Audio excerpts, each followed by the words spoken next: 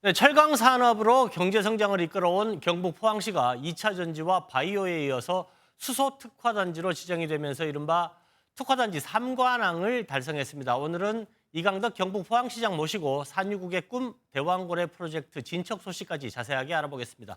시장님 안녕하십니까? 예, 안녕하세요. 안녕하세요.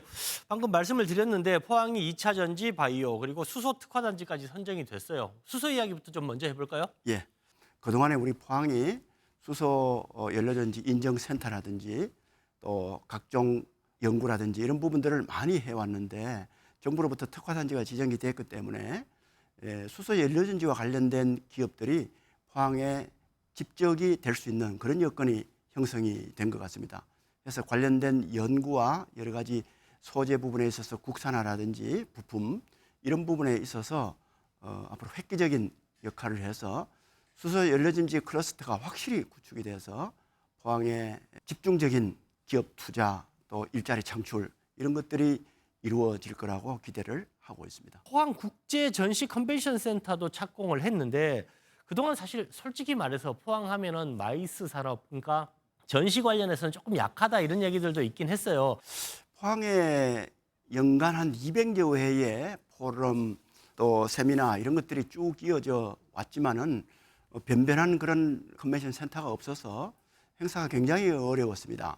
이제 포스코나 이런 어떤 글로벌 기업들도 있고 또 포스텍과 한동대 같은 큰 유명한 대학 등이 있기 때문에 앞으로 이제 제대로 된 전시 컨벤션 센터가 만들어지게 되면은 포항이 원래 가지고 있는 수려한 해양 경관과 함께 마이스 산업이 제대로 육성될 수 있는 그런 기틀이 마련되어진다고 봅니다. 저희들이 2026년까지 지하 1층, 지상 5층에 약 2만 제곱미터가 되는 그런 넓이를 가진 전시 컨벤션 센터가 완공이 되거든요. 그래요.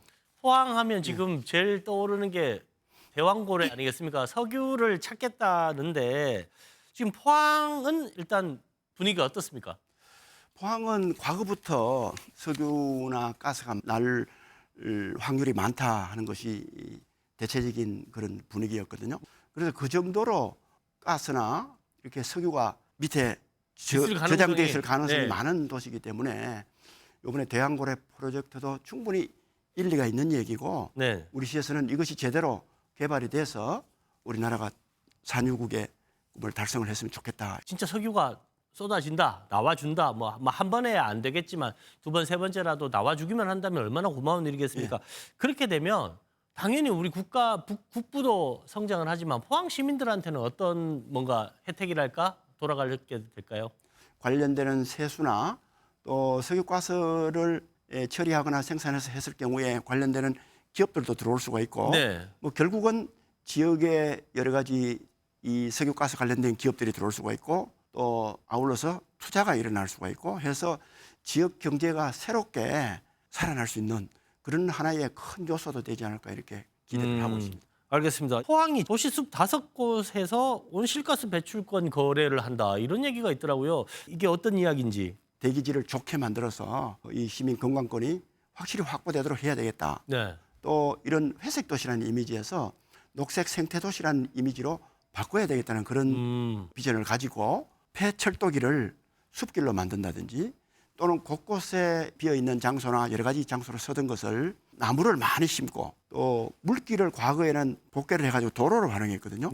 그것을 전부 환원을 시켜가지고 거기에 수생태계도 회복하고 또 나무도 심고 이렇게 해서 탄소 배출권 거래제에 등록할 수 있는 그런 여건을 많이 만들었습니다. 그리고 포항에서 보통 흔히들 말하는 뭐 화장장 아니면 추모공원 이런 얘기들을 하는데 서로 안 들어왔으면 하는 시설인 거는 사실이지 않습니까? 이른바 뭐 님비 현상 이런 것들이 있는데 이 추모공원을 유치하려고 경쟁이 심했다라는 얘기가 있어요. 지역 주민들의 반발에 부딪히기 때문에 저희들이 공모를 했습니다. 각종 일자리나 또 수익을 주는 인센티브라든지 이런 것들을 붙이고 사업을 대대적으로 해서 그 지역을 완전히 바꿔놓겠다는 그런 공약을 시민들께 했습니다. 그러한 결과로 여러 지역에서 공모를 또 신청했고 그중에 대표적으로 우리 호미반도가 있는 구룡포에서 신청을 하고 거기가 이제 대표적인 지역으로 지정이 됐거든요. 어떤 혜택을 약속을 하셨길래 이게 다른 사실 시군에서는